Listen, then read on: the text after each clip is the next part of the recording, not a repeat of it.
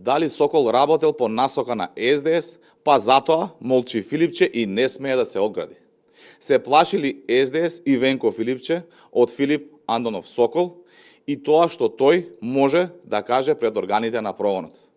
Молчат ли СДС и Венко Филипче за криминалот на Сокол, затоа што знаеле како партија и затоа што и сами му давале насоки кого да пушти од затвор и кои привилегии да ги уживаат на слобода, наместо да лежи во келија.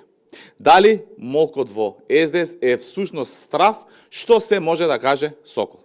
И дали затоа судството под контрола на СДС грчевито се бореше Сокол да не добие притвор, туку да се брани од слобода?